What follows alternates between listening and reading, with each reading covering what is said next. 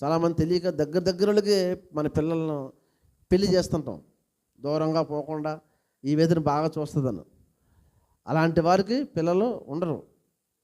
ఒకవేళ మందులు ఇచ్చి వాడిచ్చినా వాళ్ళ మనసు సరిగ్గా ఉండదు, పిల్లల మనసు మైండ్ సరిగ్గా ఉండదు. అందుకే అబ్రహాము సారా ఇద్దరు దగ్గర సంబంధం తెలుసు కదా.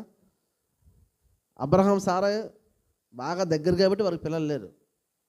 అప్పుడు దేవుడు ఎంటర్ అయ్యాడు, మళ్ళీ వచ్చి ఎంటర్ అయ్యి ఆయన సంతానం ఇచ్చాడు. ఇస్సాకు భార్య రెబ్కా, ఆమె దగ్గర సంబంధమే, బాగా దగ్గర, పిల్లలు లేరు. మళ్ళీ దేవుడు ఎంటర్ అయ్యాడు, పిల్లలు అప్పుడు దేవుడు ఇచ్చాక అన్నీ వచ్చినాయి మళ్ళీ. ఎందుకంటే అప్పుడు ప్రారంభం కాబట్టి ధర్మశాస్త్రం లేదు, అప్పుడు ఆజ్ఞ లేదు. ఆజ్ఞ లేనప్పుడు అది జరిగింది అట్లా. ఇప్పుడు ఆజ్ఞ దేవుడు ఇచ్చాడు మోసే ద్వారా. ధర్మశాస్త్రంలో నీ రక్త సంబంధిని సమీపించకూడదని దేవుడు ఆజ్ఞాపించాడు. రక్త సంబంధిని అర్థం ఏంటి? అక్క కూతుర్ని, మామి కూతుర్ని, ఇలాగ మేన